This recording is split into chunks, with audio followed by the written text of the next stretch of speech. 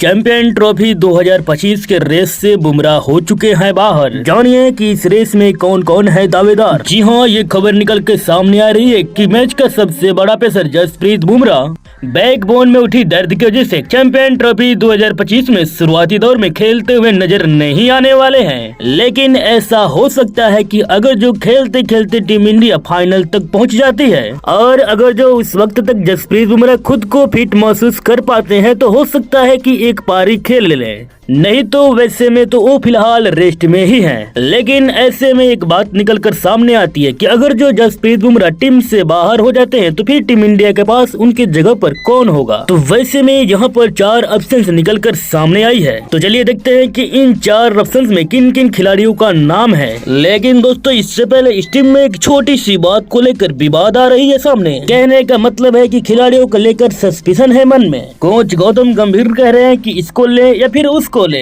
इनके जगह पे रोहित शर्मा भी ये बोल रहे हैं कि नहीं उसको ले या फिर इसको ले। वैसे में यहाँ पर तो दोस्तों 4 खिलाड़ी ऐसे हो रहे हैं जो बुमराह की जगह ले सकते हैं फिलहाल। तो इनके नाम लिस्ट में है सिराज, शमी और अर्शदीप और इनके बाद अगला नाम है हार्दिक पांड्या। तो यहाँ पर एक ऐसे खिलाड़ी की तलाश है जो यंगस्टर हो, जो कि बुमराह के अनुपस्थिति में उसकी जगह को संभाल सके। तो चलिए देखते हैं कि आखिर कौन कौन से नाम है। तो यहाँ पर पहला नाम है हर्षित राणा। यहाँ पर हर्षित राणा इसलिए है क्योंकि हाल ही में उन्होंने डेब्यू किया है और डेब्यू में टीम इंडिया को मैच भी जिताए हैं। लेकिन दोस्तों उसके बाद इनका कोई खास प्रदर्शन देखने को नहीं मिला अब तक। लेकिन दोस्तों यहाँ पर युवा खिलाड़ियों में से सबसे दमदार और जसप्रीत बुमराह के एक प्रिय और चहेता खिलाड़ी रहे हैं। जबकि दोस्तों ये तो सब किसी को पता है कि ये दोनों खिलाड़ी केकेआर में एक साथ खेले थे और दूसरे दमदार परफॉर्मेंस भी किए थे। यानी कि व्हाइट बॉल फॉर्मेट में भी इनका प्रदर्शन बेहतर रहा है। तो यहाँ पर इनकी दावेदारी सबसे ऊपर आ रही है कि अगर जो बुमराह नहीं खेलते हैं तो उनकी जगह पे हर्षित राणा को ले लिया जाए। लेकिन दोस्तों यहाँ पर अगर जो हर्षित राणा को नहीं रखा जाए तो फिर कौन हो सकते। तो यहाँ पर इनके बाद दूसरा नाम आता है मुकेश कुमार की। तो यहाँ पर इन मुकेश कुमार को तो हर कोई जानता ही होगा कि जो कि हरदम T20 सीरीज इंडिया की तरफ से खेलते ही रहते हैं, जिनकी गेंदबाजी बड़ा ही बेहतरीन रहती है। लेकिन इन्हें अभी तक बढ़िया से मौका नहीं मिल पाया और वैसे में ये मौके के तलाश में भी है। तो अगर जो किसी वजह से हर्षित राणा नहीं खेल पाते हैं तो इनके जगह पे मुकेश कुमार को लिया जा सकता है। लेकिन दोस्तों अगर जो किसी वजह से यहाँ पे मुकेश कुमार भी नहीं हो पाते हैं तो आखिर फिर इनकी जगह पर हो सकते हैं कौन। तो इनके बाद अगला ऑप्शन है आवेश खान। जबकि आवेश खान टीम इंडिया की तरफ से हरदम T20 में खेलते हुए नजर तो आते ही रहते हैं, जबकि ये गेंदबाजी की कला में माहिर है और IPL में भी अच्छे परफॉर्मेंस करते हुए हरदम नजर आते रहते हैं। तो अगर जो किसी वजह से हर्षित राणा और मुकेश कुमार को खेलने की मौका नहीं मिल पाती है तो यहाँ पर आवेश खान खेलने के लिए अच्छे रहेंगे। लेकिन दोस्तों अगर जो ये तीनों खिलाड़ी अगर जो खेलने में सक्षम नहीं हो पाते हैं, किसी वजह से नहीं खेल पाते हैं, तो फिर चौथे ऑप्शन में यहाँ पर प्रसिद्ध किशन का नाम रखा गया है, जो कि एक दमदार बॉलर है और एक अच्छी खासी हाइट भी है,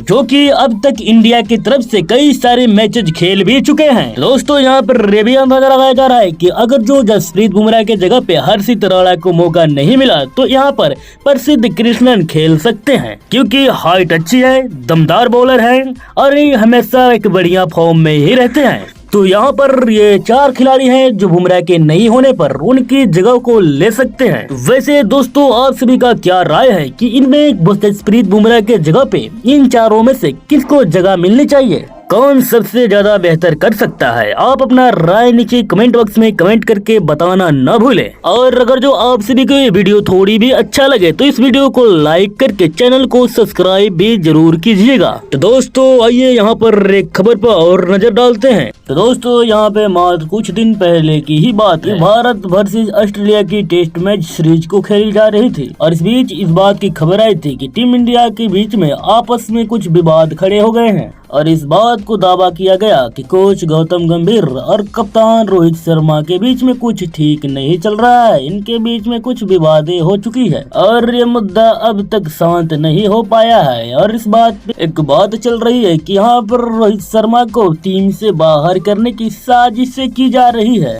और बात इतना पे ही आके खत्म नहीं हो रही है, बल्कि इसमें रोहित शर्मा के साथ साथ विराट कोहली को भी शामिल किया गया है कि इन साजिशों में विराट कोहली की भी माइंड लगी हुई है, ऐसा कहा जा रहा है। जी हाँ दोस्तों, इस बात का आरोप एक आदमी ने लगाया है और इन्होंने प्रश्न के अंदाज में ये अपने ट्वीट किया कि क्यों ऐसे रोहित शर्मा के साथ किया जा रहा है, जैसे कि मानो उन्हें जबरदस्ती संन्यास दिलाया जा रहा है। मुझे इस बात का अनुभव बिल्कुल भी नहीं था कि रोहित शर्मा और गौतम गंभीर की फैसले इस हद तक जा सकता है। माना कि फिलहाल रोहित की फॉर्म उतना बेहतर नहीं हो पाया है और इस दौर में हर कोई रोहित पर इस बात का प्रेशर डाल रहा है कि वो संन्यास ले ले, जबकि उन्होंने वनडे क्रिकेट में अपनी बेस्ट परफॉर्मेंस देने की पूरी कोशिश करी है। और ट्वीट में उन्होंने यह भी लिखा कि केवल 7 पारियों की टेस्ट के आधार पर उनके भविष्य का तय करना ये सही नहीं होगा और गुजारिश करते हुए लिखे कि रोहित शर्मा प्लीज आप 2027 तक के बीच में वनडे टेस्ट कप से रिटायरमेंट मत लीजिए। दोस्तों, अगर जो यहाँ पर एक तरीके से देखा जाए तो इस फैंस की मन की बातें सही भी है,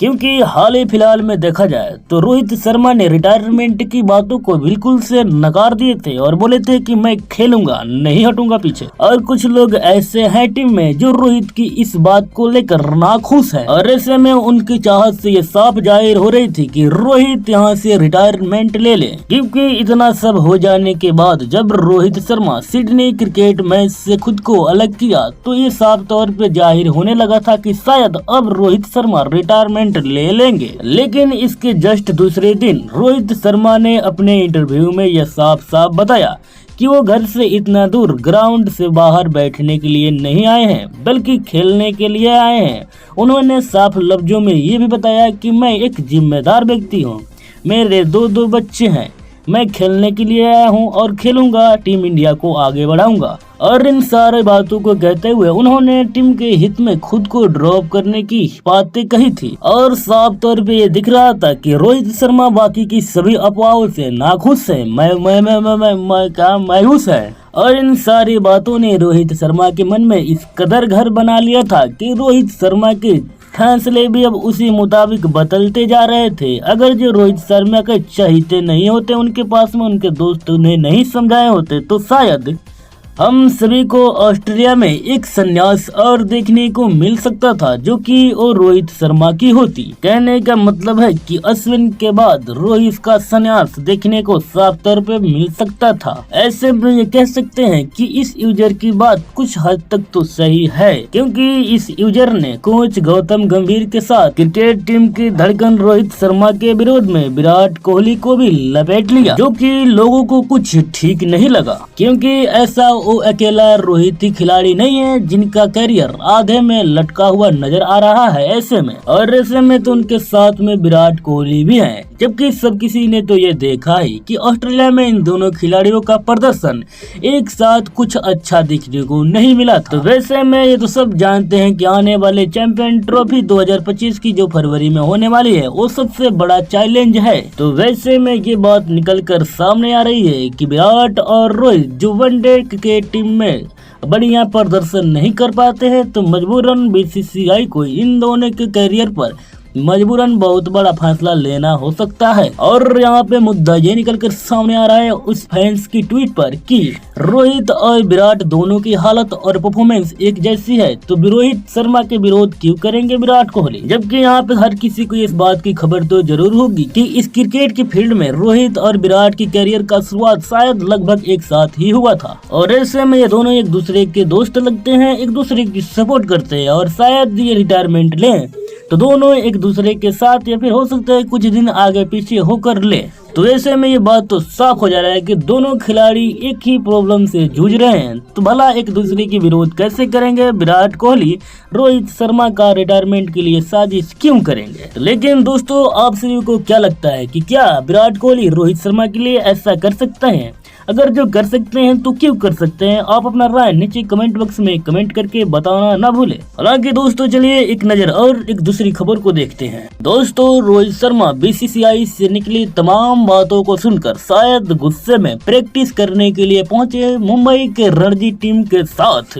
जिसके बाद बड़ा ही गजब का पीआर गेम शुरू हो जाता है। इसके साथ ही आप सभी को रोहित शर्मा की प्रैक्टिस करते हुए एक ऐसा तस्वीर दिखाएंगे जो ये साफ तौर पर साबित करती है कि अगली होने वाली इंग्लैंड की सीरीज में भारत को किस खिलाड़ी की जरूरत है। लेकिन दोस्तों सबसे पहले इस बात पे फोकस करेंगे कि जब ये प्रैक्टिस करने के लिए पहुंचे तो सोशल मीडिया पर किस तरह की खेल शुरू हो गई, जो कि इस बात को सबके सामने लाकर रख देता है कि इरफान पठान, संजय अरोरा, ये लोग जो बयान दिए थे स्टार कल्चर को लेकर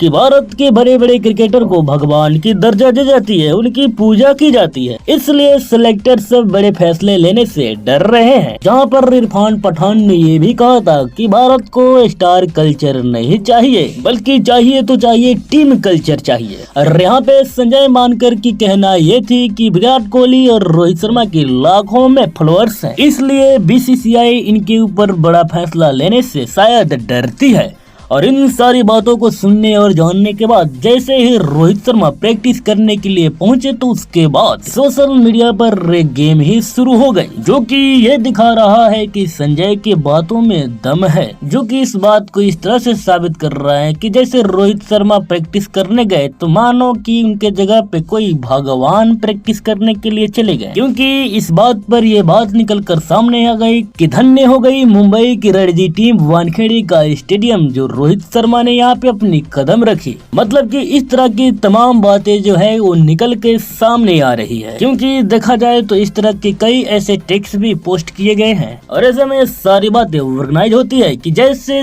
बहुत बड़ी बड़ी कंपनियां जो कि है इनसे खिलाड़ियों को मैनेज करती है और जो ऐसे गेम को खिलाती है चलाती है। लेकिन दोस्तों यहाँ पर कुछ ऐसे पोस्ट शेयर किए गए हैं जिनमें लिखा गया है कि रोहित शर्मा की डेडिकेशन कमाल की है, कि जब तमाम खिलाड़ी आराम करें तो रोहित शर्मा अपना पसीना बहा रहे हैं। और इस बात पर विराट कोहली को ट्रोल किया जा रहा है कि देखिए रोहित शर्मा जो है कि वो मेहनत कर रहे हैं, वो भी मुंबई के रणजी टीम के साथ, और यहीं पे विराट कोहली जो है वो की अलीबाग गलीबाग खेल रहे हैं। तो दोस्तों हालांकि आप सभी के जानकारी के लिए बता दें कि विराट कोहली का अलीबाग में एक बंगला है, शायद उसको लेकर कुछ लिखा जा रहा होगा, क्योंकि विराट कोहली और रोहित शर्मा का जो सोशल मीडिया है उन पे उनकी जो फैंस हैं उन सब के बीच ऐसी बातें और संग्राम चलती रहती है हरदम। दोस्तों आप सब देख सकते हैं कि इस तरह के कसीदे से रोहित शर्मा का सोशल मीडिया भरा पड़ा है। फिलहाल रोहित शर्मा इस बात को लेकर ट्रेंड कर रहे हैं सोशल मीडिया पर कि रोहित शर्मा फिलहाल प्रैक्टिस करने के लिए चले गए हैं, वो भी मुंबई के रणजी टीम के साथ। जबकि देखा जाए तो ऑस्ट्रेलिया के तमाम क्रिकेटर दिग्गज जो कि हैं वो डोमेस्टिक क्रिकेट खेलते रहते हैं, जबकि वहाँ की मीडिया इस तरह की कोई बात नहीं फैलाती है कि कौन खिलाड़ी कहाँ पे प्रैक्टिस कर रहे हैं। जबकि हमारे यहाँ की कोई भी खिलाड़ी अगर जो प्रैक्टिस करने के लिए चले गए तो उससे पहले क्रिकेट में कैसे प्रदर्शन हुई है सारा का सारा भूल जाते हैं और इस बात में लग जाते हैं कि भाई एक बहुत बड़े खिलाड़ी की जो कि प्रैक्टिस करने के लिए चले गए। हालांकि दोस्तों आप सभी को बता दें कि रोहित शर्मा आखिरी बार रणजी मैच सन 2015 में खेली थी, यानी कि देखा जाए तो आज से 10 साल पहले। तो दोस्तों इस पर इस बात का अंदाजा लगाया जा सकता है कि कितना डेडिकेशन डोमेस्टिक क्रिकेट मैच के लिए था। तो फिर 10 साल से रोहित शर्मा आखिर रणजी क्रिकेट मैच क्यों नहीं खेली। और रोहित शर्मा के बाद अगर जो विराट कोहली की बात करें तो वो भी सन 2012 में आखिरी बार रणजी ट्रॉफी को खेले थे, और इनके मुकाबले अगर जो सचिन तेंदुलकर की बात करें तो वो भी बीच बीच में रणजी मैच को खेलते रहते थे, जबकि इतना बड़े खिलाड़ी हैं सचिन तेंदुलकर। तो दोस्तों ऐसे में इन सारी बातों को देखकर ये कहा जा रहा है कि अगर जो आज के खिलाड़ी प्रैक्टिस करने के लिए ही पहुंच जाते हैं डोमेस्टिक टीम में तो वही बहुत बड़ी बात है। हालांकि दोस्तों यहाँ पर गौतम गंभीर और बीसीसीआई ने ये साफ साफ मैसेज दे दिया कि अगर जो रेड बॉल में आपका भविष्य दिखता है फिर आपको तो डोमेस्टिक खेलना पड़ेगा। लेकिन दोस्तों अब यहाँ पर ये भी सवाल उठकर सामने आ रहा है कि जो 26 जनवरी को मैच खेले जाने वाला है जम्मू और कश्मीर के साथ, क्या उसमें रोहित शर्मा हमें खेलते हुए नजर आएंगे? क्योंकि फिलहाल रोहित शर्मा को ओडीआई सीरीज भी खेलनी है, चैंपियन ट्रॉफी भी खेलनी है। तो इस बात पर ये भी सामने आ रहा है कि इस खेल में खेलना ना खेलना कोई ज्यादा मायने नहीं रखता है, क्योंकि रोहित शर्मा अगर जो जम्मू और कश्मीर के खिलाफ एक बड़ा रन भी बना देते हैं तो उसको लेकर इंग्लैंड के खिलाफ कोई कंसीडर नहीं करना चाहिए, ऐसा किसी को लगता है। क्योंकि बीच बीच में IPL और चैंपियन ट्रॉफी जैसे कई सारे मैचेस खेलने बाकी है। लेकिन अगर इन सब के बाद अगर जो रोहित शर्मा डोमेस्टिक में जाते हैं और बेहतरीन खेलते हैं, बढ़िया रन बनाते हैं, तो तब तो इनकी जगह बन जाती है, वरना रोहित शर्मा की बल्लेबाजी की जगह नहीं बन पाती है। लेकिन दोस्तों इसमें कोई शक नहीं है कि रोहित शर्मा एक कप्तान है और शानदार कप्तानी करते, शानदार लीडरशिप है, एक बेहतरीन हीरे जैसे इंसान है। इनको साथ लेकर चला जाए, इस बारे में चाहे तो कोई भी इन्हें 10 में 10 नंबर दे सकता है, क्योंकि इनके खिलाड़ियों का डील करने का अंदाज ही उतना बेहतरीन है। लेकिन दोस्तों यहाँ पर एक सवाल खड़ा हो जाता है, क्योंकि रोहित शर्मा के बल्लेबाजी में कई सीरीज चली गई जिसमें रोहित शर्मा लगातार फ्लॉप पर फ्लॉप होते हुए नजर आए हैं। और दूसरा बात यह है कि केवल आंकड़े ही इस बात को बयान नहीं कर पाते हैं, बल्लेबाज के खेलने के अंदाज से इस बात का पता चल जाता है कि फिलहाल कितने पानी में हैं और कितने नॉलेज है उनको। जबकि रोहित शर्मा के अंदाज को लेकर, इनको इनकी टेक्निक को लेकर, इनकी फुटवर्क को लेकर तमाम सारे लोग इस बात को जाहिर कर रहे हैं कि अब रोहित शर्मा के ऊपर उनकी उम्र का असर दिखाई दे रहा है। दोस्तों अगर जो एक तौर से देखा जाए तो इन सारी तमाम बातों का जवाब हमें या फिर आप सभी को चैंपियन ट्रॉफी में मिल जाएंगे, क्योंकि अब तो इसी बात पे डिपेंड करता है सब कुछ कि चैंपियन ट्रॉफी आने वाली जो है वो कैसी जाती है, चाहे कुछ भी हो। लेकिन अगर जो रोहित शर्मा इस चैंपियन ट्रॉफी को जिता देते हैं तो भाई उनका फ्यूचर तो बल्ले बल्ले ही है। इन तमाम बातों के अलावा एक तस्वीर निकल कर सामने आ रही है कि जैसे ही रोहित शर्मा प्रैक्टिस करने के लिए पहुंचे, इस तस्वीर में एक तरफ रोहित शर्मा प्रैक्टिस करते हुए नजर आ रहे हैं, तो उनकी तस्वीर में उसी तस्वीर की दूसरी छोर पर एक ऐसे शख्स खड़े हैं जिन्हें भारतीय टेस्ट टीम की बड़ा जरूरत है, जिस शख्स का नाम अजिंक्य रहाणे है। तो दोस्तों यहाँ पर ये वो अजिंक्य रहाणे है जिन्होंने अपनी शानदार कप्तानी से पिछली बार ऑस्ट्रेलिया जो कि एकदम से डाउन हो जाने के बाद 36 रन पर ऑल आउट हो जाने के बाद टीम इंडिया को बॉर्डर गावस्कर की ट्रॉफी जिता दी थी। और उतना तो उतना है, इन्होंने एक सेंचुरी भी लगाई थी। और तो और दोस्तों इसके अलावा अजिंक्य रहाणे ने इंग्लैंड में भी एक टेस्ट मैच को जिताए थे, जहां पर इन्होंने ग्रीन टॉप पिच पर एक शानदार शतक लगाए थे, जहां पर सारी की सारी बड़े बल्लेबाजी लड़खड़ा गई थी और इनके शानदार बल्लेबाजी से वो मैच भारत के झोरी में आ गई थी। तो यहाँ पर बात कर लिया जाए कि भले ही स्ट्रिंग पर अजिंक्य रहाणे के बल्ला ज्यादा ना चला हो, लेकिन दोस्तों किंतु परंतु अजिंक्य जैसे बल्लेबाज का बल्ला ऑस्ट्रेलिया और इंग्लैंड के खिलाफ मैच में काफी ज्यादा चलता है। माना कि अजिंक्य रहाणे के पास शानदार PR टीम नहीं है, लेकिन अगर जो वो आ जाए इंडिया टीम में तो बॉर्डर गावस्कर ट्रॉफी जैसी टीम को जिताना कोई बड़ी बात नहीं है, क्योंकि अजिंक्य रहाणे जिस तरह का प्रदर्शन डोमेस्टिक क्रिकेट टीम में कर रहे हैं, उस तरह से वो भारतीय टीम में वापसी होने की पूरी दावेदार या फिर हकदार है। तो यहाँ पर सबका कहना ये भी है कि अजिंक्य रहाणे की बल्लेबाजी को देखकर भारतीय टीम को ये सीखना चाहिए कि फील्ड पे कदम से कदम कैसी ताल में ताल मिलाकर चलती है, आखिर पिच पर फुटवर्क कैसे काम करती है। और ज्यादा नहीं तो भारतीय टीम को कम से कम अजिंक्य रहाणे और उनकी टीम की वीडियो को तो जरूर देखनी चाहिए, खास तौर पर विराट कोहली, रोहित शर्मा और सुमन गिल, इन सबको तो देखनी ही चाहिए इनकी वीडियो कि आखिर कैसे सीधी गेंद पर LBW आउट हो जाती है, फुटवर्क कैसे काम करती है। तो दोस्तों यहाँ पर सबका कहना ये है कि भारतीय टीम को अजिंक्य रहाणे और राहुल द्रविड़ की बैटिंग वाली टेस्ट मैच की वीडियो जरूर देखनी चाहिए और सबकी मंजूरी से हो सके तो अजिंक्य रहाणे को अपनी क्रिकेट टीम में शामिल जरूर करनी चाहिए। तो दोस्तों वैसे में फैंस की कहना यह है कि यहाँ पर टीम इंडिया को अजिंक्य रहाणे जैसे बल्लेबाज या फिर अजिंक्य रहाणे की ही जरूरत है टीम इंडिया में, क्योंकि वो फिलहाल बड़े ही शानदार फॉर्म में खेलते हुए नजर आ रहे हैं। यहाँ तक कि लोगों का कहना ये भी है कि सैयद मुश्ताक अली ट्रॉफी में भी वो बड़े ही दमदार पोज में बैटिंग करते हुए नजर आए थे। लेकिन दोस्तों आप रोहित शर्मा के प्रैक्टिस को लेकर इस गेम में क्या सोचते हैं, और साथ ही साथ अजिंक्य रहाणे के भी बारे में बात किया जाए तो क्या इन्हें इंग्लैंड में ले जाना चाहिए या फिर नहीं,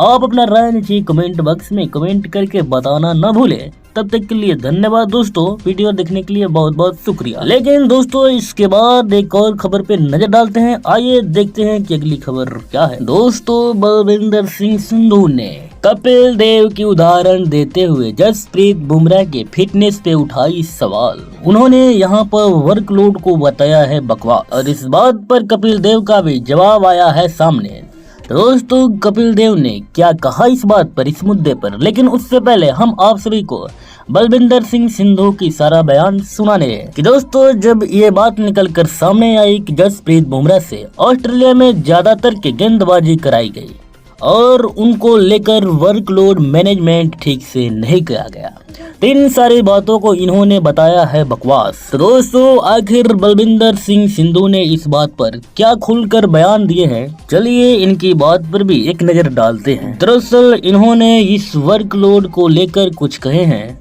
कि बुमराह ने आखिर कितने ओवर गेंदबाजी करी, क्या 150 ओवर में, जहां तक कि मुझे पता है कि कितने मैच और कितने पारी, जहां तक कि 5 मैचों की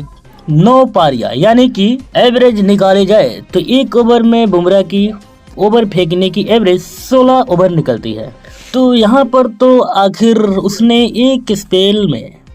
लगातार 15 ओवर तो नहीं किया कि उस पे वर्कलोड हो गया। क्या यहाँ पर ये एक बड़ी डील है कि वर्कलोड मैनेजमेंट बुलशिट हो गई है? यहाँ पर ये सारा का सारा तमाशा ऑस्ट्रेलिया वालों ने शुरू किया था, जो हमें समझ नहीं आ रहा, क्योंकि मैंने भी क्रिकेट खेला है और उस दौर में खेला है जहाँ पे लंबे लंबे खिलाड़ी स्पेल किया करते थे। तो वैसे में बलविंदर का कहना है कि एक पारी में 15 से 16 ओवर गेंदबाजी ही तो की जसप्रीत बुमराह ने। क्या आजकल के गेंदबाजों में इतनी ही ताकत रह गई है? क्या एक गेंदबाज इतनी ही गेंदबाजी में बुरी तरह से थक जाता है? तो जी हाँ दोस्तों, इन सारी बातों को, तमाम बातों को सामने रखकर संधू साहब कपिल देव ने कहा कि सारी वर्कलोड वाली बातें बकवास है, फेक है यार। यहाँ पर संधू साहब ने ये कपिल देव जी का उदाहरण देते हुए बताया कि उन्होंने कितने लंबे लंबे स्पेल किया करते थे और इसके अलावा पुराने जमाने के जितने भी गेंदबाज थे वो टेस्ट मैचों में बड़े लंबे लंबे स्पेल किया करते थे। ये सारी बातें हकीकत है। हालांकि वो अलग बात है कि उस जमाने में उतना ज्यादा क्रिकेट नहीं हुआ करता था, लेकिन दोस्तों यहाँ पर संधू जी को ये समझना चाहिए कि जसप्रीत बुमराह एक साधारण गेंदबाज नहीं बल्कि असाधारण इंसान है गेंदबाजी के तौर पर। आखिर क्यों आप कपिल देव के साथ जसप्रीत बुमराह की तुलना कर रहे हैं, जबकि आप पहले से ही एक क्रिकेटर रह चुके हैं? तो आपको यहाँ पर रिएक्शंस को लेकर बेसिक समझदारी तो जरूर होनी ही चाहिए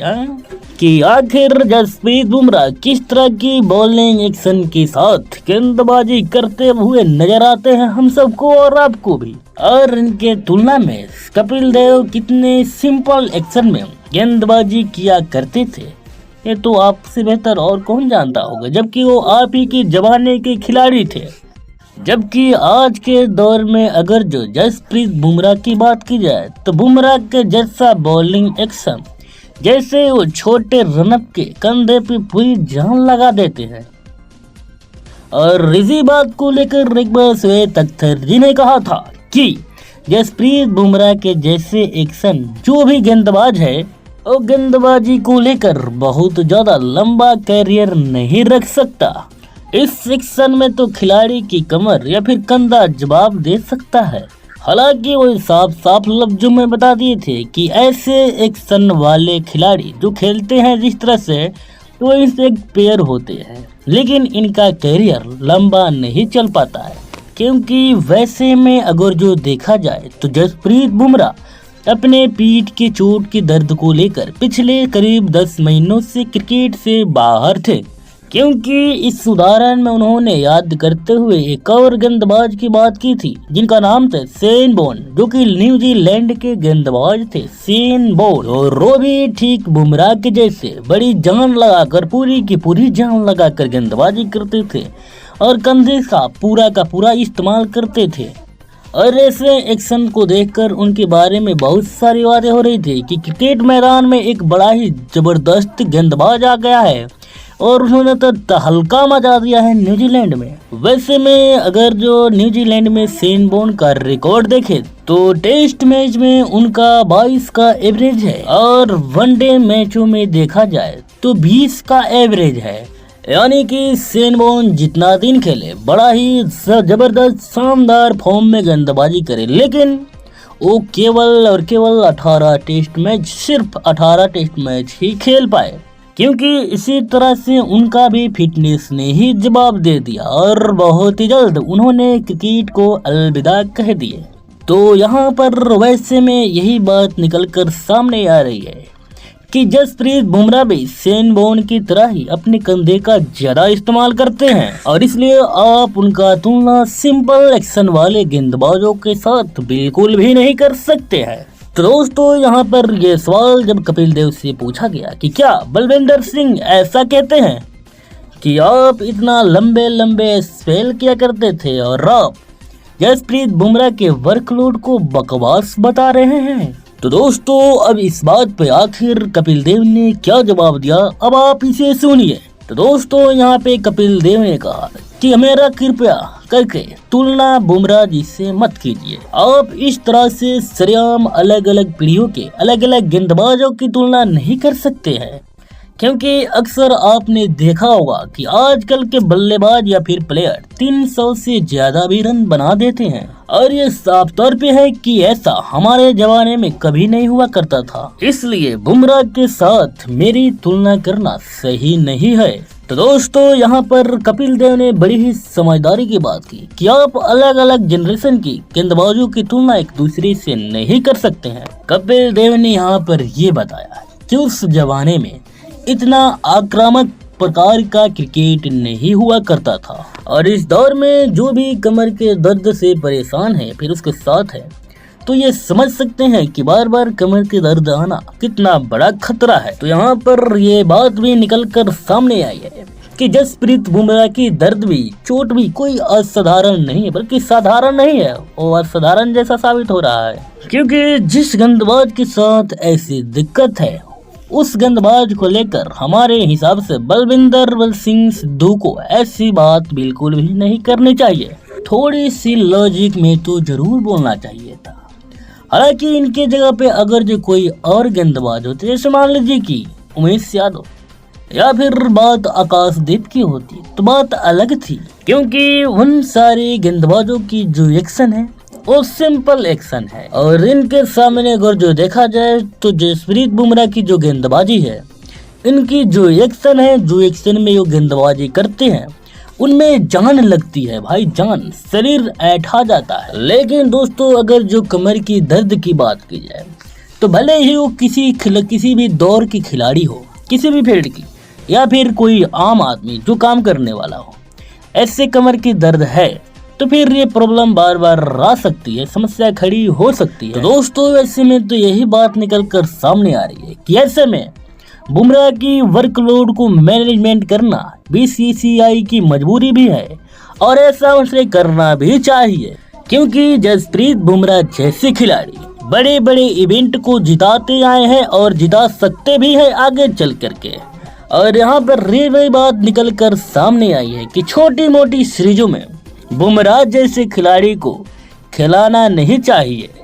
क्योंकि एक बड़े टीम को डिजर्व करते हैं। अगर छोटी मोटी क्रिकेट को खेलकर क्यों इसका बड़ा चोट का जोखिम लिया जाए, क्योंकि यहाँ पर जसप्रीत बुमराह कैसे खिलाड़ी हैं जो अगले 5-6 साल तक के बड़े इवेंट में आपको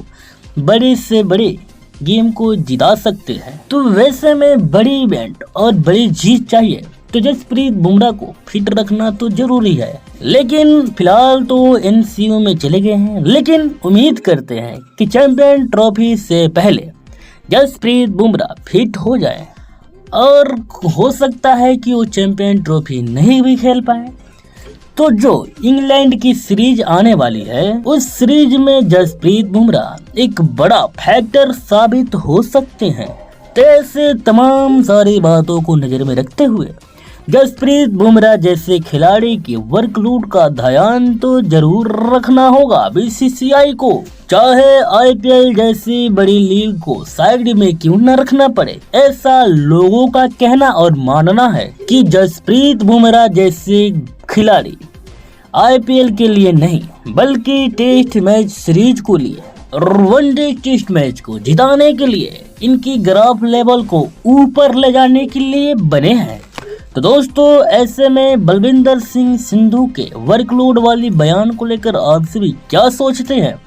आप अपना विचार नीचे कमेंट बॉक्स में कमेंट करके जरूर बताएं, ताकि हम भी जाने आप सभी का विचार क्या है इस सब पर लेकर के। तो दोस्तों, अब तक वीडियो देखने के लिए आप सभी का बहुत बहुत धन्यवाद। चलिए थोड़ी सी और खबर पे नजर डालते हैं। दोस्तों, कहते हैं कि चढ़ती जवानी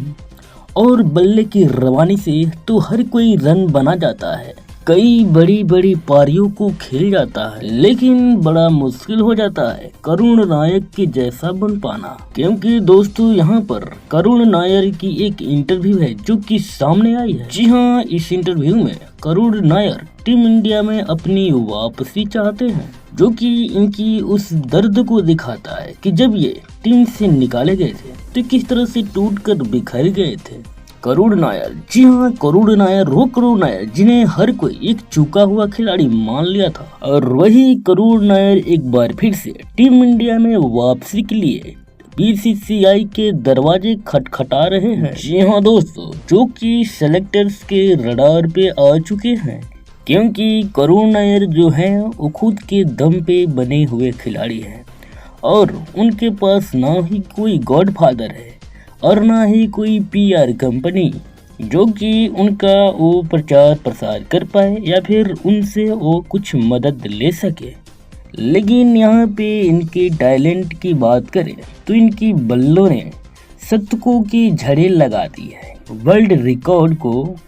बना डाले हैं। और यहाँ पर इन्हीं सभी बातों को मद्देनजर रखते हुए डोमेस्टिक क्रिकेट में हर कोई करुण नायर को लेकर बातें कर रहा है, क्योंकि डोमेस्टिक क्रिकेट का प्रदर्शन वाकई में मायने रखता है। इसलिए यहाँ पर करुण नायर टीम इंडिया में सेलेक्ट होने के पूरी हकदार हैं। और ऐसे में सारे प्रेस कॉन्फ्रेंस वाले उनके दरवाजे पे आने लगे हैं, उनसे इंटरव्यू और बयान लेने लगे हैं। और वैसे में एक इंटरव्यू के दौरान करुण नायर ने तो ये भी बताया है कि बिल्कुल नीचे जाने के बाद वह कि फिर से दोबारा कैसे खड़े हो पाए और एक बार फिर से टीम इंडिया में सिलेक्शन के लिए दावेदार बन गए हैं। जबकि दोस्तों, बता दें कि सन 2022 में कर्नाटक की टीम ने उनकी स्वागत की थी। तब उसके बाद से एक ट्वीट सामने आया था कि dear cricket give me one more chance. दोस्तों, यहाँ पर बता दें कि ये ट्वीट करुण नायर की खेल की प्रदर्शन को दिखाता है, उनकी काबिलियत को दिखाता है, उनकी प्रति फैंस की प्यार को दिखाता है। वैसे में दोस्तों बात करें तो यहाँ पर बहुत सारे ऐसे बल्लेबाज होते हैं जो गुस्से में आकर ये भड़ास निकाल देते हैं कि मेरे साथ तो भाई बहुत गलत हुआ। जैसे में माना कि राजनीति की बात हो गई, विक्टिम हो इस तरह की बात हो गई। लेकिन करुण नायर जो क्रिकेटर खिलाड़ी हैं वो यहाँ पे क्रिकेट के लिए अपील करते हैं कि माई बाप, मुझे क्रिकेट में एक मौका, एक चांस दे दे प्लीज। जो कि इस बात को साबित करता है कि क्रिकेट के प्रति एक खिलाड़ी या फिर यहाँ पर नाम रखें तो करुण नायर की कितनी चाहत है, प्यार है, लगन है, मेहनत है। क्योंकि एक खेल का कदर, अहमियत एक खिलाड़ी ही जान सकता है, क्योंकि उसके प्रति वो मेहनत किया होता है उस काबिल, उस लायक बनने के लिए। और ऐसे में वो अपनी काबिलियत को साबित करने के लिए एक मौका चाहता है। और जब इतनी लगन, प्यार और मन भावना, उम्मीद दिल से इन्होंने जब रिक्वेस्ट करी तो बीसीसीआई ने तो क्या, ऊपर वाले ने भी उनकी सुन ली। जो प्लेयर 6 से 7 महीने तक कोई क्रिकेट नहीं खेला, लेकिन प्रैक्टिस करने के लिए 3 घंटे के लिए जो ट्रेवल करके जाते थे, जिसके बाद भारतीय टीम के पूर्व तेज गेंदबाज अभय कुरला से मुलाकात करते हैं और सिफारिश करते हैं, गुजारिश करते हैं कि प्लीज सर मुझे एक चांस दिला दीजिए, क्योंकि दोस्तों यहाँ पर भय कुरवे के साथ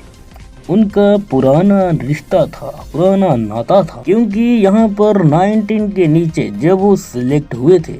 तो उन्हें वहाँ पे अजय कुरवा ने ही सिलेक्ट किए थे और यहाँ पर आज एक बार फिर से अभय कुरवेला ने उनकी मदद करी। इस तरह से इधर की टीम से उन्हें खेलने का मौका मिला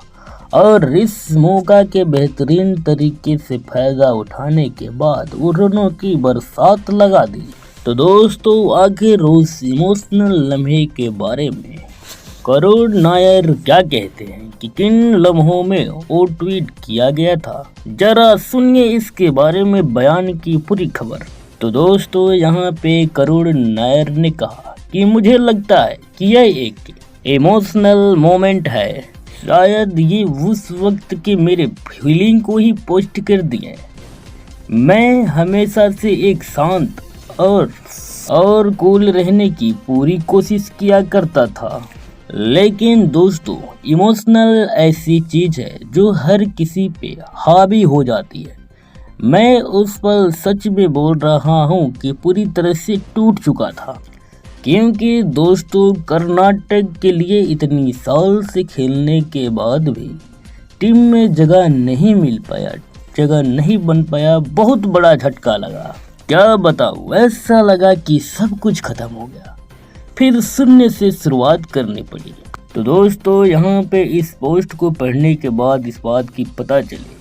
कि आखिर करुण नायर की उस वक्त क्या फीलिंग थी। ऐसा उन्हें लगा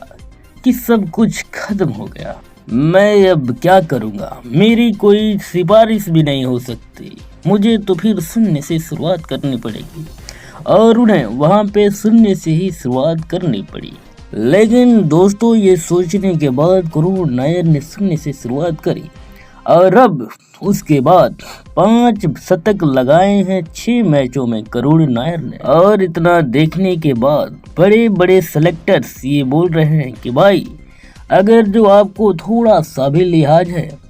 तो वनडे में करुण नायर को जगह जरूर दीजिए, क्योंकि इन्होंने 684 रन बना चुके हैं बगैर आउट हुए बिना, और इसी के साथ इन्होंने सबसे ज्यादा रन बनाने का वर्ल्ड रिकॉर्ड भी बना दिए हैं करुण नायर ने। तो दोस्तों यहाँ पे ओपनर बल्लेबाज के लिए ये ज्यादा से ज्यादा चांस होता है कि वो बड़ी से बड़ी पारियां खेले, लेकिन यहीं पर अगर जो देखा जाए तो मिडल ऑर्डर का कोई भी बल्लेबाज अगर जो 6 में से 5 शतक मारता है,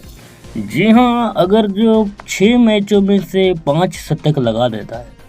तो वाकई में ये एक अद्भुत काम माना जाता है, फिर है ही अद्भुत काम। क्योंकि दोस्तों बता दें आप लोगों को कि यहाँ पर ओपनर बल्लेबाज के पास पावर प्ले का ओवर्स होता है, और इस तरह से अगर जो उन्हें ज्यादा ओवर्स खेलने की मौके मिलते हैं तो उनके लिए ये आसान हो जाती है बड़ी बड़ी पारियां खेलना। लेकिन दोस्तों यहाँ पर मिडिल ऑर्डर में जो खेलकर करुण नायर ने जो प्रदर्शन दिखाई है सबको, वो वाकई बेमिसाल है, ऐतिहासिक है। और इसके साथ ही साथ यहाँ पे करुण नायर ने काउंटिंग क्रिकेट में भी अच्छा खेले हैं। इंग्लैंड में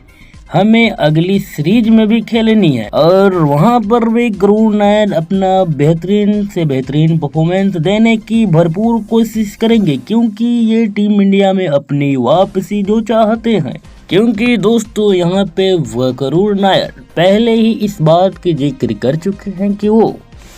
काउंटिंग क्रिकेट में भी खेल चुके हैं और वहाँ पे उनको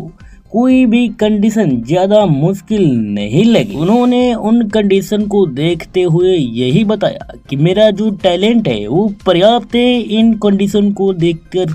खेलने के लिए। उन्होंने इस बात पे भी हाईलाइट किया कि वो काउंटिंग क्रिकेट में भी 1 से 150 रन की पारियां खेल कर आए हैं कि उन्होंने अपने बल्ले से वहाँ पे गर्दा उड़ाकर कमाल कर दिए हैं। और इन सारे मैचों के साथ ही साथ उन्होंने विजय हजारे में भी बड़ा ही बेहतरीन प्रदर्शन करती है। तो इन सारी मैचों में इनकी फॉर्म को देखने के बाद ये तो जाहिर हो रहा है साफ तौर पर कि टीम इंडिया में इनकी वापसी की उम्मीद है। तो दोस्तों, क्या करुण नायर खुद इस बात का उम्मीद करते हैं?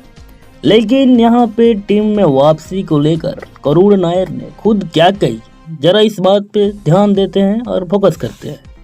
तो दोस्तों, टीम इंडिया में वापसी के लेकर करुण नायर ने अपनी बातें सामने रखी और कहा कि हर कोई टीम इंडिया का हिस्सा होना चाहता है,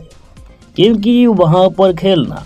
हर किसी का सपना होता है। और हर उस खिलाड़ी की तरह मैंने भी अपने देश की तरफ से खेलने की सपना देखी है, और इस सपने को सच करने के लिए मैं अपना फुल एफर्ट हरदम देता रहूंगा, क्योंकि ये मुझे पता है कि मेरे हाथों में रन बनाना है, बाकी चीजों का कंट्रोल करना मेरे बस की बात नहीं। मेरी चाहत है, मेरा टारगेट है कि हर मैच में बेस्ट परफॉर्मेंस करके देना, जो कि मेरे बस में है, और जो मेरे बस में है मैं वही करूंगा। क्योंकि जब भी मैं अपने राह से पीछे घूमकर देखता हूं तो मुझे खुद पर गर्व फील होता है कि मैंने जो कुछ भी अचीव किया वो छोटा नहीं, वो कम नहीं। क्योंकि यहाँ पर भारत के लिए 13 शतक बनाने वाले 2 प्लेयरों में से मैं एक हूँ, और इस तरह से ये मेरे करियर के सबसे बड़े अचीवमेंट में से एक है। क्योंकि इंडिया में कई लेजेंड है और कई क्रिकेटर्स महान देश है, जिन सब से मैं हमेशा इंस्पायर हुआ हूँ और उन सब का सम्मान भी करता हूँ। तो दोस्तों, यहाँ पे करुण नायर के द्वारा रखी गई उन बातों को हमने पढ़ा और सुना, तो इससे ये पता चलता है कि अभी भी करुण नायर टीम इंडिया में खेलने के लिए उम्मीद रखते हैं, और ऐसा कहते हैं कि मैं बल्लेबाजी कर सकता हूँ बेहतरीन फॉर्म में, क्योंकि बल्लेबाजी ही मेरा सपना है टीम इंडिया की तरफ से करने के लिए। तो दोस्तों, ऐसे में करुण नायर तो पहले ही खेल गए थे, निकल गए थे खेल के लिए, लेकिन इन्हें ज्यादा चांसेस नहीं मिल पाई। लेकिन दोस्तों, अगर जो आजकल की दौर की बात की जाए तो क्रिकेट फील्ड में जो भी खिलाड़ी अगर जो शतक मारता है तो यही इसी बात का उम्मीद करता है कि यार यहाँ पे अब मुझे 5-10 मैच और मिल जाए तो उसी तरह से दोहरा शतक लगा दूं और 10-12 मैचों में अपनी जगह को पक्की कर लो। लेकिन दोस्तों, यहाँ पे बात करें तो भारत के क्रिकेट इतिहास में 2 बल्लेबाज ऐसे हैं जिन्होंने 3-3 सेंचुरी लगाई है, जिसके बाद ये दूसरे करुण नायर है। लेकिन इसके बावजूद भी ये टेस्ट मैच नहीं खेल पाए। लेकिन किंतु परंतु इन सब के बावजूद भी उन्हें 6 मैच खेलने के मौके मिले, जो 6 चांस इस बात को लेकर हैरान कर देता है कि कम से कम इन्हें इसके बाद पर्याप्त मौके भी देने चाहिए थे। जबकि ऐसे में बहुत सारे एक्सक्यूज होते हैं और सबकी मुंह से बस यही बात निकलता है कि देख लो यार, इतने बड़े बल्लेबाज हैं और क्या हो गया, मात्र 8-10 मैचों में ही फ्लॉप हो गए। और ऐसे में अब उदाहरण के लिए करुण नायर की कैरियर को ही देख लिया जाए, जिन्हें मात्र 6 मैच ही खेलने को मिले और उन्होंने यहाँ पर 3-3 सेंचुरी ठोक डाली, जो इस बात की ओर संकेत करता है कि देखिए, और आप ही अंदाजा लगाइए कि किस तरह से अलग अलग मापदंड होते हैं कुछ खिलाड़ियों के साथ। तो दोस्तों, यहाँ पे करुण नायर जिन्होंने डोमेस्टिक क्रिकेट में अच्छा खेला है, बेहतरीन खेला है, तो लिहाजा यही बनता है कि उनको भी आजमाया जाए, उनको भी मौका दिया जाए और अपने अंदर के टैलेंट को जताने का मौका दिया जाए। कि जहाँ तक की जो बात होती है कि जब सारे बड़े बड़े स्टार के भविष्य जो सुपरस्टार बताए जाते हैं वो सारे के सारे लोग फ्लॉप होते हुए नजर आ रहे हैं, तो जो लोग डोमेस्टिक में अच्छा किए हैं तो यहाँ पे कम से कम उन लोगों को तो चांस दे दिया जाए। आखिर यहाँ पे डोमेस्टिक क्रिकेट का आखिरकार मतलब ही क्या है, मायना ही क्या रह जाता है। और यहाँ पे तो इस बात का हक भी बनता है कि चैंपियन ट्रॉफी में इनको जगह दी जाए, क्योंकि विजय हजारे ट्रॉफी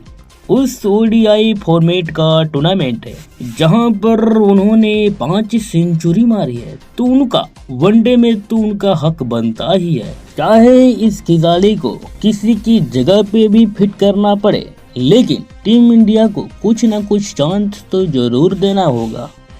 वरना इनको जवाब दे देना चाहिए कि भैया देख लीजिए, डोमेस्टिक क्रिकेट कोई मायने नहीं रखता है, क्योंकि यहाँ पर तो खाली कद मायने रखता है कि अगर जो आपने एक बार भी टीम में एंट्री मार ली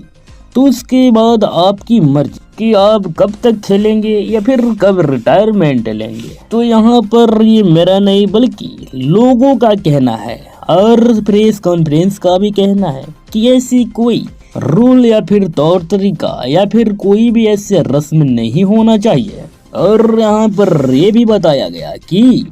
स्टार कल्चर की बजाय फॉर्मेट मायने रखनी चाहिए और इस बात पे जोर दिया गया कि वरुण नायर की बिल्कुल हक बनता है कि टीम इंडिया में उनको सेलेक्ट होना चाहिए। और यहाँ पर अगर जो इनको मौका दे दिया जाता है और मौका लेने के बाद भी ये मौके के फायदा नहीं उठा पाते हैं, रन नहीं बना पाते हैं, तब उसके बाद यहाँ पर इनको रिप्लेस कर दिया जाए तो इसमें किसी का कोई गलती नहीं है। लेकिन इस खिलाड़ी को एक बार चांस तो जरूर देना चाहिए, क्योंकि जो खिलाड़ी अपनी टीम से इतना प्यार करता है, खेल के प्रति 33 साल की उम्र में ही सबको गलत साबित कर दिया और अपनी डोमेस्टिक टीम को पछतावा करने पे मजबूर कर दिया, जहां पर इन्होंने विदर्भ की तरफ से खेलते हुए कर्नाटक वालों को ये बता दिए कि भाई साहब इस बल्लेबाज को आप चुका हुआ मानकर बहुत बड़ी गलती कर दी। अब यहाँ पे खुशी की बात तो ये है कि वरुण नायर जो लाइव लाइन आए हैं तो आईपीएल भी खेलेंगे। हालांकि इन्हें यहाँ पर 30 लाख रुपए में आईपीएल के लिए खरीदा जा चुका है उनके टैलेंट के हिसाब से। वैसे दोस्तों बताएं तो 30 लाख ऐसे टैलेंटेड खिलाड़ी के लिए तो बहुत कम है, और हमारे हिसाब से बताएं तो वरुण नायर के लिए यहाँ पे पैसों से ज्यादा खेलना मायने रखता है, क्योंकि यहाँ पे कई सारे लोग हैं जिनको गलत भी साबित करना है। तो दोस्तों यहाँ पे उम्मीद जताया जा रहा है कि दिल्ली कैपिटल ने जो उन्हें 30 लाख रुपए में खरीदा है, तो वहाँ पर दिल्ली कैपिटल वाले भी खुश होंगे कि भाई मात्र इतना कम रुपए में, यानी कि कम बस 30 लाख में ही इतना जबरदस्त बल्लेबाज मिल गया। लेकिन दोस्तों रुपया जो भी मिला, चांस तो मिला। अब इस चांस के मौके की फायदा उठाकर वरुण नायर अपने टैलेंट को अच्छी तरह से साबित करने की भरपूर कोशिश करेंगे, ताकि अगले जो भी 5 सालों तक इनकी लाइफ की खेलने की समय बची है उसमें इस पैसे के साथ साथ टैलेंट के भी दिखाने का मौका मिलेगा। क्योंकि जब वरुण नायर टीम में एंट्री लिए थे तब उनके बारे में कई सारे बहुत बड़ी बड़ी बातें हुई थी, क्योंकि दोस्तों यहाँ पर मात्र जाहिर सी बात है कि अगर जो दोहरा शतक कोई भी लगा देगा तो उसको लेकर बड़ी बड़ी बातें तो होती ही है, लेकिन उसके बाद कहीं गुम हो गए, खासकर छोटे सिलेक्शन को लेकर। तो इस बात पे भी व्याख्या की गई कि जोखिम भरी शॉट को खेलने की जरूरत ही क्या है, कि अगर जो वहाँ पर अपना नेचुरल क्रिकेट को खेलते हैं, अगर जो टाइमिंग वाले खिलाड़ी माने जाते हैं, तो प्रॉपर तौर पर टेक्निक वाले खिलाड़ी माने जाते हैं, अगर क्योंकि आधे शॉट भी ना लगाएं तो आराम से अपना रन बना सकते हैं। लेकिन दोस्तों यहाँ पर इस बात पे भी नजर डाला गया कि क्या ये वही वरुण नायर हैं, इनमें कोई अंतर तो नहीं आ गई अब तक, कि क्या ये पहले वाले वरुण नायर और अब वाले वरुण नायर में कोई अंतर है। तो इस बात पे वरुण नायर ने खुद जवाब दिया कि भाई अब मैं अपनी गलतियों को पहचान चुका हूँ और अब इन सारी बातों को नजर में रखकर मैंने एक लिस्ट तैयार कर ली है कि मुझे क्या करना है और क्या नहीं करना है, और कुछ करना भी है तो कब करना है। भाई अब तो मुझ में एक निरंतरता आ गई है प्रदर्शन को लेकर के। तो दोस्तों यहाँ पर आप सबकी मन में क्या ख्याल है वरुण नायर को लेकर, आप अपना विचार नीचे कमेंट बॉक्स में व्यक्त जरूर कीजिएगा, ताकि हमें भी आप सभी की राय का पता चल सके। तो दोस्तों यहाँ तक वीडियो देखने के लिए आप सभी का बहुत बहुत धन्यवाद, शुक्रिया, आदाब। चलिए एक छोटी सी और खबर पे नजर और डालते हैं। तो दोस्तों यहाँ पर अगली खबर ये निकल कर सामने आ रही है कि अपनी भारत न्यूजीलैंड और ऑस्ट्रेलिया से एक के बाद एक सीरीज हारने के बाद बीसीसीआई अपनी टीम को लेकर बहुत ज्यादा कड़क हो गई है और अब ऐसे में बीसीसीआई 2019 वाले फैसले को नियम को फिर से लागू करने पर विचार कर रही है। और ऐसे में एक नई रिपोर्ट निकलकर सामने आई है जो इस बात को हाईलाइट करती है कि बीसीसीआई आने वाले समय में खिलाड़ियों की पत्नी और बच्चे साथ में ट्रेवल करेंगे, इनको लेकर काफी सख्त फैसले सामने आ रहे हैं। जी हाँ भाइयों, एक नई मीडिया रिपोर्ट ये कहती है कि बीसीसीआई इस बात पे विचार कर रहा है कि एक लंबे टूर जो कि 45 दिनों का टूर होता है उसमें से मात्र अब 14 दिन ही खिलाड़ियों के परिवार के साथ रहने की मौका छूट दी जाएगी, जबकि जो वहाँ पे छोटे टूर होते हैं वहाँ पर खिलाड़ी अपने फैमिली के साथ मात्र 7 दिन ही रह पाएंगे। क्योंकि अब तक हम सब ने देखा कि ऑस्ट्रेलिया टूर पर सभी का परिवार साथ में ही ट्रेवल कर रहा था, लेकिन अब बीसीसीआई इस बात को लेकर बहुत कड़क हो गया है, सख्त है। क्योंकि 2019 के पहले इस तरह के नियम लागू किए गए थे, लेकिन कोविड के बाद सब पे छूट दे दी गई थी और वो वाली नियम ही अब तक चल रहा है, लागू है, कायम। और उसके अलावा ये बात भी कही गई कि जो खिलाड़ी बस से ट्रेवल नहीं करते हैं, अलग से अपनी अपनी वाहनों से ट्रेवल करते हैं, उनको लेकर भी बीसीसीआई सख्त हो गई है कि भाई अब कोई भी खिलाड़ी हो, कितना भी बड़ा खिलाड़ी हो, उनको ट्रेवल तो अब टीम बस में ही करना पड़ेगा। आपको अलग से आने की परमिशन नहीं दी जाएगी, आपको टीम बस में ही ट्रेवल करना पड़ेगा। दोस्तों यहाँ पर पहली बात तो ये कही गई कि आप अब अपनी फैमिली के साथ ट्रेवल नहीं करेंगे और अपनी फैमिली के साथ केवल 14 दिन तक ही रह पाएंगे। और अगर जो इसके अलावा टूर छोटी वाली होती है तो उसमें आप अपने फैमिली के साथ मात्र 7 दिन ही रहेंगे। और दूसरी बड़ी बात तो ये हुई कि जो टीम की खिलाड़ी हैं वो अपनी निजी वाहनों से ट्रेवल नहीं करेंगे, बल्कि जो टीम की बस होगी उसी में ट्रेवल करेंगे। और इन दोनों बातों के अलावा भी एक और बात निकल कर सामने आई कि भाई कोच गौतम गंभीर के जो मैनेजर हैं वो हरदम टीम के साथ में ही ट्रेवल करते हैं। तो यहाँ पर दोस्तों ये सब ने देखा है कि कोच गौतम गंभीर के मैनेजर जो कि हरदम हमेशा उनके साथ ही ट्रेवल करते रहते हैं। हालांकि चूंकि दोस्तों इससे पहले किसी भी कोच के साथ ये नहीं देखा गया है कि उनके साथ उनका मैनेजर भी ट्रेवल करते हुए दिखाई दे। और यहाँ पर कोच गौतम गंभीर के मैनेजर जो हैं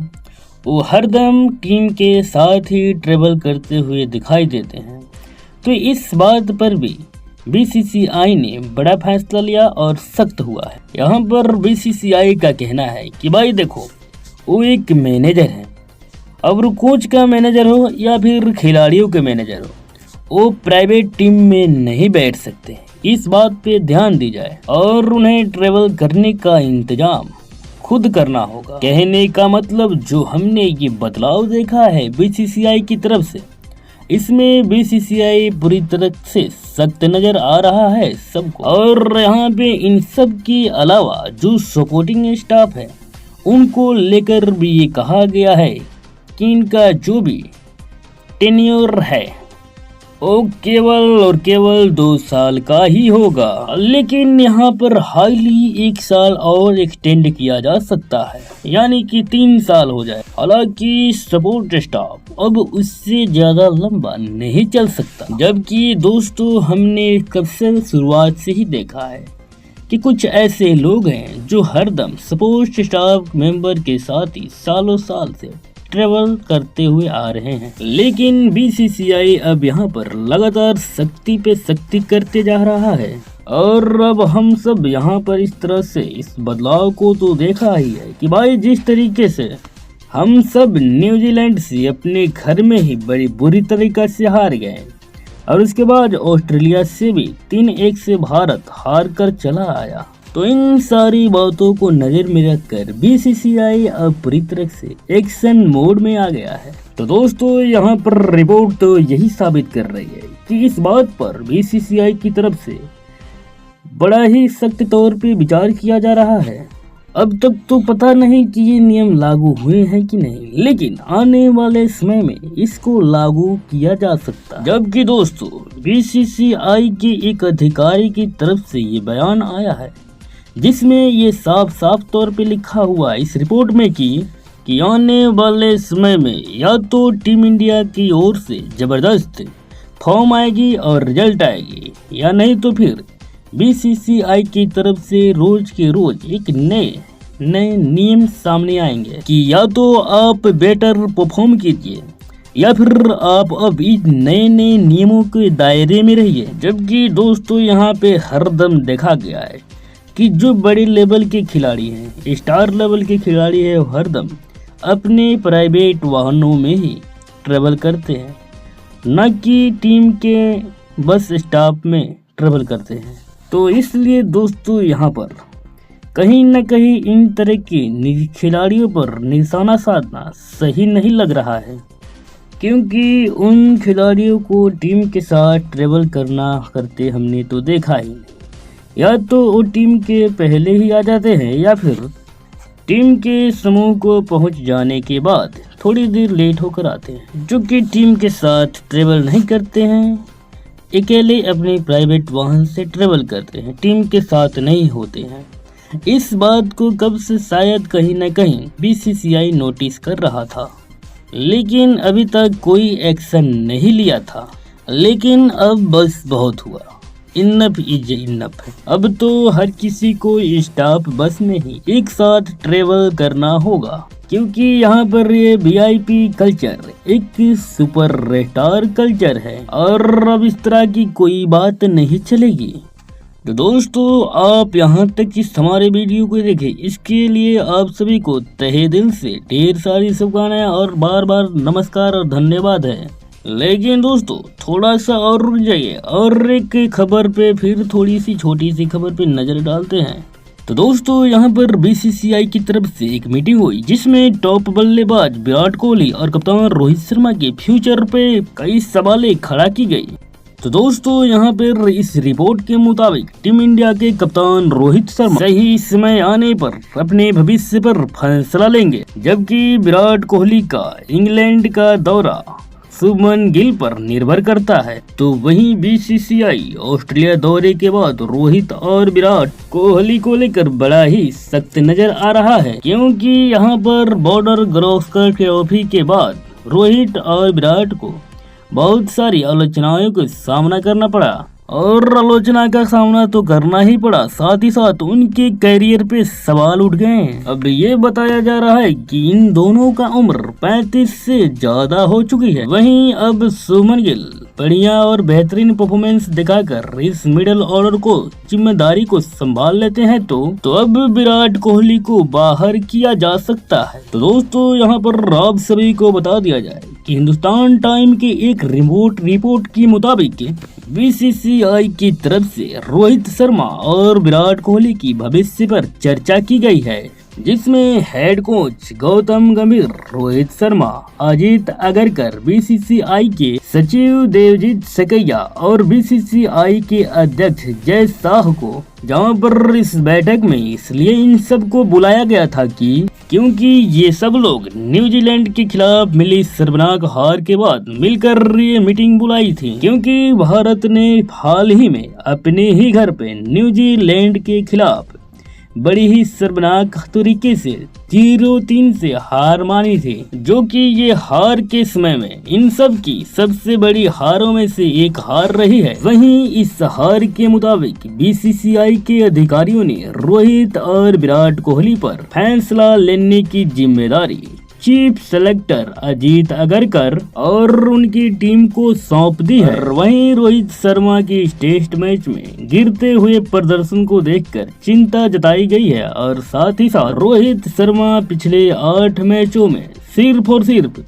164 रन ही बना पाए हैं, जिसमें मात्र एक ही, वो भी अर्धशतक ही शामिल है, जिसमें से मात्र 31 रन उन्होंने ऑस्ट्रेलिया में खेले गए 5 पारियों में बनाए, जहां पर उनका औसत मात्र 6.2 का ही रहा है। जहां पर एक सूत्र ने हिंदुस्तान टाइम को बताया कि इसका मतलब तो ये नहीं है कि रोहित शर्मा का हम कहीं नहीं जा रहा है, जहां पर ये बयान आखिरी रूप से सही साबित होने वाला है। दरअसल चयनकर्ता रोहित की गिरते ग्राफ में लेकर बहुत ज्यादा चिंतित हो गए हैं, लेकिन अपने आप में समझौता यही किया जा रहा है कि कप्तानी को लेकर कोई बड़ा फैसला नहीं लिया जाएगा। इस मुद्दे पर अब रोहित शर्मा खुद अपने आप से एक फैसला लेंगे। और यहीं पे दूसरी तरफ देखा जाए तो विराट कोहली ने एक पोर्ट में एक शतक छोड़कर ऑस्ट्रेलिया दौरे पर सिर्फ और सिर्फ 90 रन ही बना पाए। इस वजह से उनके लिए ये ऑस्ट्रेलिया दौरा यादगार बिल्कुल भी नहीं रहा।